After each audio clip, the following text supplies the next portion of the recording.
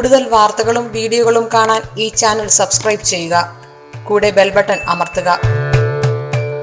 നമസ്കാരം. ഏഷ്യ ടിവിയുടെ എപ്പിസോഡിലേക്ക് എല്ലാ മാന്യ പ്രേക്ഷകർക്കും ഹൃദയം നിറഞ്ഞ സ്വാഗതം.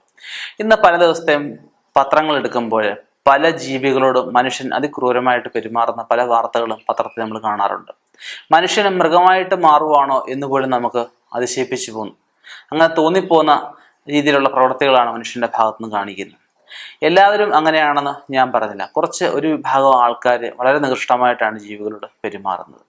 എന്നാൽ ഇതേ ജീവികളെ നമ്മളൊന്ന് പരിപാലിച്ച് നോക്കിയാലോ, ഇവരെ ശുശ്രൂഷിച്ച് നോക്കിയാലോ, തീർച്ചയായിട്ടും നമുക്ക് അതിൻ്റെ ഒരു ഗുണങ്ങളുണ്ടാവും. ഈശ്വര്യമായ അംശങ്ങളില്ലാത്ത ഒരു സാധനങ്ങളും ഭൂമിയിലില്ല. ഈശ്വര്യമായ അംശം എല്ലാവരിലും ഉണ്ട്. ഈശ്വരാംശം, ആ ജീവാംശം ഉള്ള ഒരു ഉറുമ്പിൻ്റെ ശരീരത്തിൽ ജീവനുണ്ട്. ആ ജീവൻ തന്നെ നമ്മുടെ ശരീരത്തും ഉള്ളത്.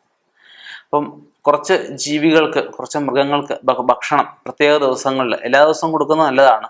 ചില ദിവസങ്ങളിൽ കൊടുത്തു കഴിഞ്ഞാൽ അതിൻ്റെ പ്രാധാന്യം വളരെ കൂടുതലായിരിക്കും. അപ്പം ആ ജീവികൾ ഏതാണെന്നും അവർക്ക് ഭക്ഷണം കൊടുത്താൽ ഏത് ഭഗവാന്റെ അനുഗ്രഹമാണ് നമുക്ക് കിട്ടുന്നതെന്നും എന്ത് കാര്യമാണ് അതുകൊണ്ട് സാധിച്ചെടുക്കാൻ പറ്റുന്നത് നമുക്കൊന്ന് നോക്കാം. ഒന്നാമത്തെന്ന് പറഞ്ഞാൽ ആനയ്ക്ക് ഗജം, ആന, അത് പെണ്ണാന ആയിക്കോട്ടെ ആണാന ആയിക്കോട്ടെ, അതിന് വിഷയമില്ല. ചതുർത്ഥിക്ക് ഗണപതിക്കാണ് പ്രാധാന്യം. ചതുർത്ഥിക്ക് ആനയ്ക്ക് ആഹാരം ഓലമടലാവാം, തേങ്ങയാവാം, തേങ്ങാപ്പൂളാവാം, കൈതച്ചക്കയാവാം, അങ്ങനെ എന്തും ആയിക്കോട്ടെ. ആനയ്ക്ക് ചതുർത്ഥിക്ക് ഭക്ഷണം കൊടുക്കുന്നത് തടസ്സങ്ങൾ മാറാൻ ഏറ്റവും നല്ലത്. ഗണപതി ഭഗവാന്റെ അനുഗ്രഹം ശ്രദ്ധിക്കാൻ വളരെ ഉത്തമമായിട്ടുള്ള കാര്യമാണ്. അതുപോലെ ചതുർത്ഥിക്ക് ഈ എലിയെ സങ്കല്പിച്ച്, ഗണപതി ഭഗവാന്റെ വാഹനമാണ് എലി, ആ എലിയെ സങ്കല്പിച്ച് തേങ്ങാപ്പൂളൊക്കെ വീടിന്റെ വെളിയിൽ എവിടെങ്കിലുമൊക്കെ വെക്കുന്നത് നല്ലതാണ്. ഭക്ഷണം കൊടുക്കുകയല്ലേ, അത് കഴിച്ചിട്ട് പൊക്കോളും. രണ്ടാമതെന്ന് വെച്ച് കഴിഞ്ഞാൽ വിവാഹ തടസ്സം മാറുന്നതിനായിട്ട്, നല്ല ദമ്പതികളായിട്ട്, ഉത്തമ ദമ്പതികളായിട്ട് മുന്നോട്ട് പോകാനായിട്ട്, മനസ്സിൽ സന്തോഷമുള്ള കാര്യങ്ങൾ നടക്കാനൊക്കെ ആയിട്ട് പൗർണമിക്ക് തത്തയ്ക്ക്, അതുപോലെ മധുര മീനാക്ഷിയുടെ കന്യാകുമാരി ഭഗവതിയുടെയൊക്കെ തോഴയായിട്ട് പറയപ്പെടുന്ന തത്തയ്ക്ക് ഭക്ഷണം കൊടുക്കുന്നത്, കിളികൾക്ക്, മറ്റു പക്ഷികൾക്ക് ഭക്ഷണം കൊടുക്കുന്നത്. ഇപ്പം വേനൽക്കാലമൊക്കെ വന്നുകൊണ്ടിരിക്കുകയാണ്. ഇപ്പം വീടിന് വെളിയിലൊക്കെ ചെറിയ പാത്രത്തിൽ ഭക്ഷണവും ചെറിയ പാത്രത്തിൽ വെള്ളമൊക്കെ വെക്കുന്നത് ഈ പറഞ്ഞ ജീവികൾക്ക് ഭക്ഷണം ഇല്ലാതായിക്കൊണ്ടിരിക്കുന്ന കാലഘട്ടമാണ്. അവർക്ക് അങ്ങനെ കൊടുക്കുന്നതൊക്കെ ഏറ്റവും നല്ലതാണ്. പ്രത്യേകിച്ച് ഈ പൗർണമിക്ക് കൊടുക്കുന്നത് ഫലം ഇരട്ടിക്കുന്ന അവസ്ഥയാണ് പറയുന്നത്. മൂന്നാമെന്ന് വെച്ച് കഴിഞ്ഞാൽ സുബ്രഹ്മണ്യസ്വാമിയൊക്കെ, വേലായുധസ്വാമി അറിയാൻ വയ്യാത്ത ആരുമില്ല. വേലായുധസ്വാമിക്ക് പ്രാധാന്യമുള്ള ദിവസമാണ് ഷഷ്ടി എന്ന് വെച്ച് കഴിഞ്ഞാൽ കാർത്തികേയനാണ്. അദ്ദേഹത്തിന് കാർത്തികയ്ക്കും ഇതുപോലെ കൊടുക്കാവുന്നതാണ്. ഷഷ്ടിക്ക് വേലായുധസ്വാമിയുടെ ഒരു ആയുധമായിട്ട് അല്ലെങ്കിൽ ഒരു വാഹനമായിട്ട് പറയപ്പെടുന്നത് ഒരു ആടിനെ പറയുന്നുണ്ട്, കോഴിയെ പറയുന്നുണ്ട്, മയിലിനെ പറയുന്നുണ്ട്. ഇവർക്ക് ഭക്ഷണം കൊടുക്കുന്നത് വളരെ നല്ലതായിട്ട് പറയുന്നുണ്ട്.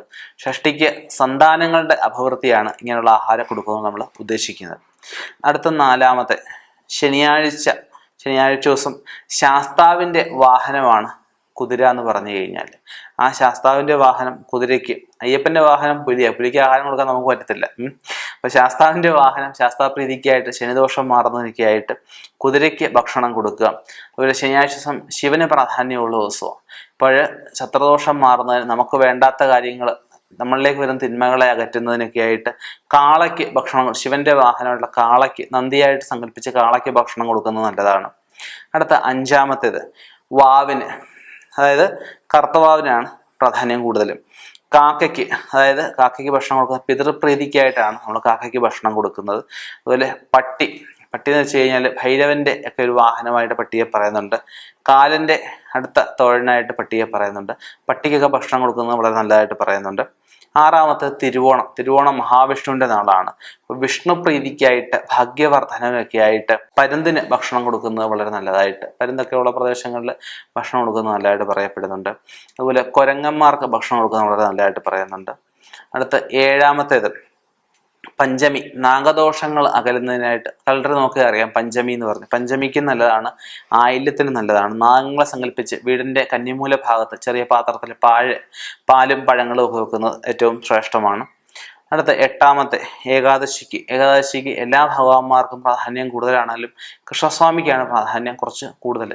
സന്താനങ്ങളുടെ വിദ്യാഭ്യാസം നേരെ വരുന്നതിന്, സന്താനങ്ങൾക്ക് അഭിവൃദ്ധി ഉണ്ടാവുന്നതിനായിട്ട്, സന്താനങ്ങൾക്ക് തൊഴിൽ കിട്ടാനും ഒക്കെ ആയിട്ട് ഏകാദശി വ്രതം എടുക്കുന്നത് നല്ലതാണ്. അതുപോലെ അവനവൻ്റെ ആയാലും മനസ്സിൽ ഉദ്ദേശിക്കുന്ന കാര്യങ്ങൾ നേടിയെടുക്കാൻ ഏകാദശി വ്രതം നല്ലതാണ്. ഏകാദശിക്ക് പശുവിന് ഭക്ഷണം കൊടുക്കുന്നത് ഏറ്റവും നല്ലതായിട്ട് പറയപ്പെടുന്നുണ്ട്. നമ്മൾ കഴിച്ചതിന് ബാക്കിയല്ല കൊടുക്കേണ്ടത്, നല്ല ഭക്ഷണം വേണം കൊടുക്കാനായിട്ട്. പശുവിനെ കുളിപ്പിച്ച് വൃത്തിയാക്കിയ ശേഷം ഏകാദശി ദിവസം രാവിലെ അതിന് ഭസ്മവും ചന്ദനവും കുങ്കുമൊക്കെ തൊടിയിപ്പിച്ച ശേഷം വേണം ഭക്ഷണം കൊടുക്കാനായിട്ട്. ഇനി 9ാമത് പറയുന്നത് വ്യാഴാഴ്ചയാണ്. വ്യാഴാഴ്ച എന്ന് വെച്ചാൽ വിഷ്ണു പ്രീതികരമായിട്ടുള്ള ദിവസമാണ്. എല്ലാ കാര്യങ്ങളും സൃഷ്ടി, സ്ഥിതി, സംഹാരം, സ്ഥിതിയുടെ വർത്തമാനകാലത്തിന്റെ അധിപതിയായിട്ട് മഹാവിഷ്ണുവിനെയാണ് പറയുന്നത്. വിഷ്ണു പ്രീതിക്കായിട്ട് പൂച്ചയ്ക്കും മത്സ്യങ്ങൾക്കും ഒക്കെ ഭക്ഷണം കൊടുക്കുന്നത്, വ്യാഴാഴ്ച വ്രതം അനുഷ്ഠിക്കുന്നത് ഒക്കെ ഏറ്റവും നല്ലതാണ്. മത്സ്യങ്ങൾക്കാണ് മലര് ഒക്കെ നമുക്ക് കൊടുക്കാം, ശുദ്ധമായിട്ടുള്ള ഉണക്കലരി വറ്റിച്ച് ചോറാക്കി കൊടുക്കാം, അല്ലെങ്കിൽ നല്ല സാധാരണ ചോറായാലും കൊടുക്കാം. അതുപോലെ മത്സ്യങ്ങൾക്ക്, പൂച്ചയ്ക്ക് പാല്, അങ്ങനെയുള്ള ദ്രവ്യങ്ങളൊക്കെ നമുക്ക് കൊടുക്കാം. അപ്പം ഇങ്ങനെ ഒരുപാട് ജീവികളുണ്ട്. അങ്ങനെ നിങ്ങൾക്ക് തന്നെ അല്പം തോന്നുന്നുണ്ടാവില്ല ഈ ജീവികൾക്ക് ഇങ്ങനെ കൊടുത്താൽ ഇങ്ങനെ ഗുണങ്ങൾ ഉണ്ടാവുമെന്ന്. തീർച്ചയായിട്ടും ഉണ്ടാവും. ഭഗവാനെ പോലെ തന്നെ ഇപ്പം ചില ശിവക്ഷേത്രങ്ങൾ ചെല്ലുമ്പോൾ നിങ്ങൾ കണ്ടിട്ടുണ്ടായിരിക്കും ഓരോരുത്തർ നന്ദിയുടെ ചെവി ചെന്ന് ഓരോ കാര്യങ്ങൾ പറയുന്നത്. ഭഗവാനോട് പറയേണ്ടുന്ന കാര്യങ്ങൾ, ഇപ്പം നമുക്ക് ഒരു വീട്ടിൽ മുതലാളിട്ട് കാര്യം പറയണം, അവിടുത്തെ ഒരു സഹായിയോട് നമ്മൾ പറയിപ്പിച്ച് അതിനുശേഷം നമ്മൾ നേരിട്ടിന്ന് പറയുന്നൊരു കാര്യം എല്ലായിടത്തും കാണാൻ കഴിയുന്നൊരു കാര്യം അല്ലേ. എന്ന് പറഞ്ഞതുപോലെ തന്നെ ഭഗവാനെ നമ്മൾ നേരിട്ട് പറയുന്ന കാര്യങ്ങൾ ഭഗവാനെ ഒന്നുകൂടെ ഓർമ്മിപ്പിക്കുന്ന ആരാ? നന്ദിയാ. അല്ലെ ഭഗവാന്റെ വാഹനം ഏതാണോ അതാണ്. അപ്പം നമ്മൾ ആ കാര്യങ്ങൾ, ഭഗവാന്റെ വാഹനത്തെ കൂടെ നമ്മൾ ബഹുമാനിക്കുന്നതും ആ വാഹനത്തിനോട് നമ്മൾ കാര്യങ്ങൾ പറയുന്നതും, അതുപോലെ ആ ജീവനുള്ള ആ വാഹനങ്ങൾ സങ്കല്പിച്ചിട്ട് മറ്റ് ജീവിജാലങ്ങൾക്ക് ഭക്ഷണം കൊടുക്കുന്നതും ഏറ്റവും നല്ലതാണ്. അപ്പം ഇത് ഒരു മനുഷ്യ നന്മയും കൂടെയായിട്ടാണ് പറയപ്പെടുന്നത്. ഒരു മനസാക്ഷി ഉള്ളവർ എല്ലാവരും ഭക്ഷണം കൊടുക്കാറുണ്ട്, പക്ഷെ അതിൻ്റെ അർത്ഥങ്ങൾ ആർക്കും അറിയില്ല. അപ്പം ഓരോ ഭക്ഷണം കൊടുത്താലും ഓരോ തരം പുണ്യങ്ങളൊക്കെയാണ് നമുക്ക് നേടിയെടുക്കാൻ സാധിക്കുന്നത്. അപ്പം അറിവില്ലാത്തവർക്കായിട്ട് ഈ അറിവ് പങ്കുവയ്ക്കുന്നു. ഇനിയും ഇതുപോലെയുള്ള വ്യത്യസ്തമായ വിഷയങ്ങളുമായി കണ്ടുമുട്ടാം. നിർത്തുന്നു. നന്ദി, നമസ്കാരം.